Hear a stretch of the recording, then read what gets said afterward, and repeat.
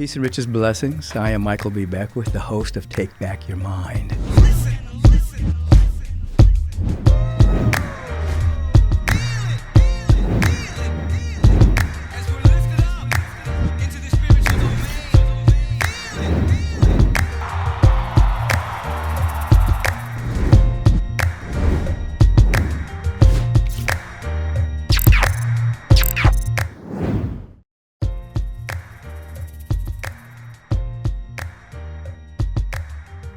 Peace and blessings, everyone, and welcome to Take Back Your Mind, Life Question of the Week. And so as you know by now, if you don't know, that every week we take a question out of the email grab bag, and my staff sends it over to me, and we go into it and seek to answer it right here. And hopefully it's universal enough so that everyone gets something from the question, even though the questioner is asking specifically for him or her. I think it's always universal enough for all of us to receive something from it. So welcome to Take Back Your Mind, Life Question of the Week. This person is from New Zealand. Her name is Jen. She says this: recently I listened to portions of an audiobook about how to gain power through manipulation and deception in a world where others are trying to gain power over you through the same means. I know that love is the answer and that fear causes great suffering. Yet, I've been tempted by this idea of having power to further my goals. But I don't want it at the expense of others. From a spiritual perspective, how can one gain power in a world that has many players who seem to only care about power? Whether it's your boss, major corporations, a friend, or a coworker. Can love and power coexist? It's a good question, Jen. First of all, let's define our terms so we have a greater understanding of the question. There is power, what I call power, and there's what I call pseudo power, fake power, counterfeit power. The power we see in the world by dictators and politicians and soulless bureaucrats, that's called pseudo power. That's not real power. That's power from the ego. As you described here, manipulation, the use of fear, the use of deception in order to steal, in order to gain in this particular physical world. That's not real power. The real power is a presence of love and beauty and intelligence. Everything else, as my friend who passed a few years ago, a colleague, Dr. David Hawkins, would say in his book, Power versus Force, that would be called deception and manipulation and lying and doing anything to get over. That's called using force to make something happen in the physical world. Well, real power can't be touched by those things, you see. So if you don't want to have a pseudo power in the world, what do you want to have? You want to be yourself.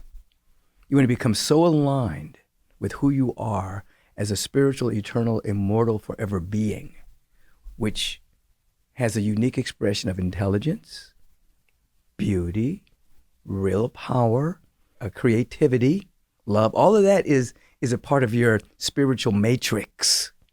So when you begin to operate from that level, you're able to be in the world of deception, but not be fooled by it, not be touched by it. There's an old statement, Yeshua ben Joseph, the real name of Jesus, he said, I send you forth among wolves.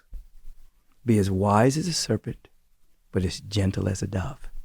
He was talking about a state of being. You're going to go out in the world. There's going to be wolves. They're going to be ravaging wolves. They're going to want to steal from you. They're going to lie to you. They're going to try to sell you stuff you don't need. The world is full of what we call our lesser brothers and sisters who haven't evolved yet and who will do anything, almost anything to get over, to what they call be successful. Lie, steal, manipulate, deceive. I'm sending you forth among the deceivers. Be wise as a serpent, but be gentle as a dove. That gentleness is not being a pushover. That gentleness is not pretending that there aren't people out there that will do anything to get over it. That gentleness is love. You stay in the vibration of love. Why? Because love is a power that is more powerful than the pseudo powers. If you've tuned into me at Agape, recently I've been talking about what's been emerging in my talk is like there's a lot of madmen in the world that they're trying to control the world. You know, madmen that are sending young boys to war all across the globe. And these madmen are to have from us, and there's some mad women out there too. Don't leave the women out. There are some mad women too. But generally speaking, it's been a boys' club for many years of wars and creating forever wars where people that sell war implements profit and colonization going into people's countries and stealing their resources. It's pretty much been a boys' club, you see. So these are what you call madmen, mad with power, pseudo power. And I've been saying our role is to rise up and have compassion on our immature younger brothers and sisters. Compassion does not condone an action. Compassion prevents us from going deeper into the matrix of separation, the simulation of separation. When we have compassion, we rise above it, we come out of the simulation, and we wake up like Gautama the Buddha did. We wake up like Yeshua ben Joseph did. We wake up like Zoroaster did. We wake up like Kuan Yin.